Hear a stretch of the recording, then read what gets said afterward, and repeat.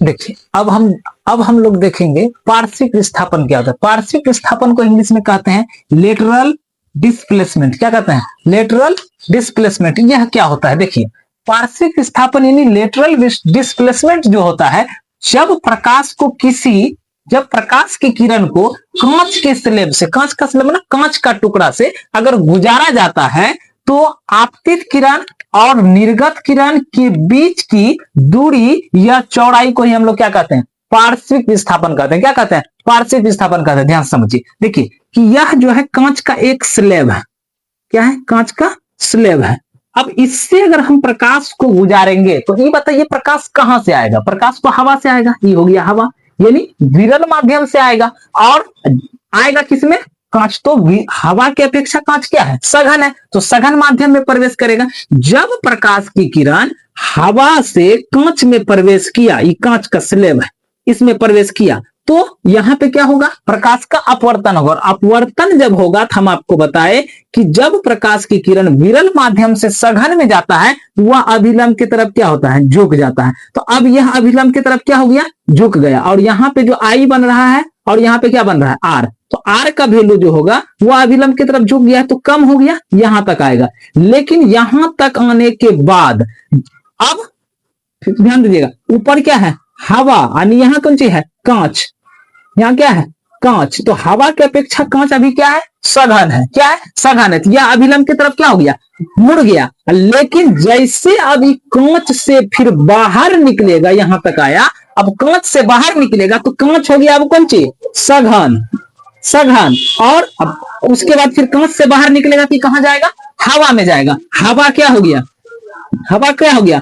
हवा हो गया विरल। तो हम बताए कि अगर विरल से सघन में जाएगा तो अभिलंब की तरफ झुक जाएगा, और अगर सघन से विरल में जाएगा तब क्या होता? अभिलंब से दूर हट जाता है। अब यहाँ पे जो झुक के आ रहा था वो इधर ऐसे हट गया। अब देखिए, जब प्रकाश आया था, यानी आपतित किरण यहाँ पे है, आपतित किरण, और जो बाहर निकला कांच से जो बाहर निकला, यह कौन किरण था? बीच वाला, यह हो गया अपवर्तित किरण। और जो इससे पार होके बाहर निकला, इसको हम क्या कहेंगे? इसको कहते हैं निर्गत किरण। क्या कहते हैं? निर्गत किरण। ध्यान से, जो आया था आपतित किरण, जो कांच के अंदर में है निर्गत, जो कांच के अंदर में है अपवर्तित किरण, यहाँ ये अपवर्तित हो रहा है, और अपवर्तित होने के बाद जो बाहर निकल गया उसको क्या कहेंगे? निर्गत किरण। अब देखिए कि जब प्रकाश की किरण कांच के स्लेब यानी सिल्ली से गुजरता है, तब आपतित किरण, यानी यहां से जो यहां आया आपतित किरण,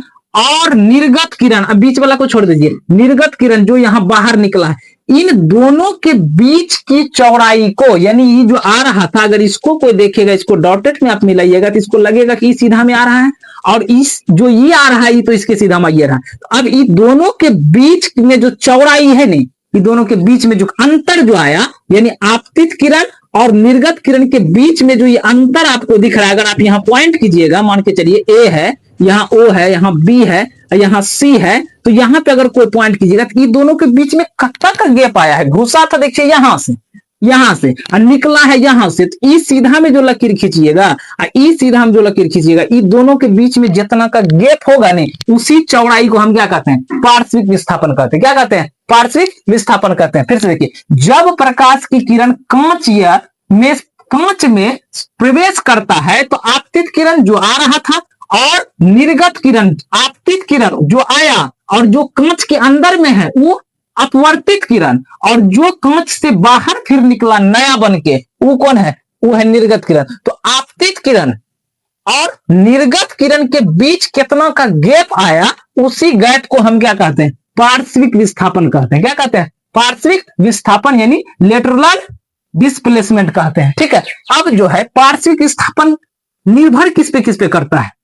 तो पार्श्विक विस्थापन यानी कितना ज्यादा ये प्रकाश जो है आपतित किरण और निर्गत किरण के बीच कितना गैप आएगा, वो किस पे डिपेंड करेगा? सोचिए कि खूब अगर चौड़ा रहेगा तो इसको खूब मोचार के निकालेगा, और तनी को इतना को अगर पतला रहेगा तो इधर से घुसा पट से इसे निकल जाएगा। ठीक है। तो यानी सबसे पहले पार्श्विक विस्थापन जो निर्भर करता है, सबसे पहले निर्भर करता है किंचे? कि कांच की मोटाई पर। कांच मोटा कितना है, ठीक है, किस पे निर्भर करता है? कांच की मोटाई पर। जितना मोटा होगा यानी उतना ज्यादा इसके बीच में क्या होगा? चौड़ाई बढ़ेगा, यानी पार्श्विक विस्थापन का वैल्यू जो निकलेगा उतना ज्यादा होगा। दूसरा देखिए, पार्श्विक विस्थापन जो है आपतन कोण के समानुपाती होता है, यानी ऊपर में जो आया था आपतन कोण और यहां से जो निकला यहां पे जो एंगल बनेगा ये दोनों क्या होगा? समान अनुपात में होगा। ठीक है, और अगला देखिए फिर, पार्श्विक विस्थापन कांच के अपवर्तनांक का। अपवर्तनांक जो होता है वो होता है कि ये कितना ज्यादा इसको मोचार सकता है। जितना ज्यादा मोचार सकेगा, यानी ये हो गया वही कौन सी की? कांच के चौड़ाई पे ही समझ लीजिए, उसी के हिसाब से ये भी चलता है। जितना ज्यादा कांच मोटा होगा उसका अपवर्तनांक उतना ज्यादा होगा, उतना ज्यादा प्रकाश को मोड़ के निकालेगा। तो पार्श्विक विस्थापन कांच के अपवर्तनांक का भी क्या होता है? समानुपाती होता है। और अगला पॉइंट देखिए, पार्श्विक विस्थापन आपतित किरण, यानी जो आया था किरण, आपतित किरण के तरंग दैर्घ्य का, यानी ये कितना दूरी से आ रहा है, कितना स्पीड, तरंग दैर्घ्य यानी कितना रफ्तार से चल रहा है, तो उसके क्या होता है? व्युत्क्रमानुपाती होता है। उसका जस्ट क्या होता है? उल्टा होता है। कितना होता है? उल्टा होता है। पार्श्विक विस्थापन आपतित किरण के तरंग दैर्घ्य का क्या होता है? व्युत्क्रमानुपाती होता है। काहे कि बीच में जब कांच में घुसा था ना, उसको पूरा दिया था मचार के, दे हाथ पूरा एकदम तोड़ दिया था, तो जितना रफ्तार से आया था इससे निकलने के बाद उसका स्पीड उतना नहीं रहेगा। ठीक है, तो पार्श्विक विस्थापन यानी लेटरल डिस्प्लेसमेंट समझ में आ गया।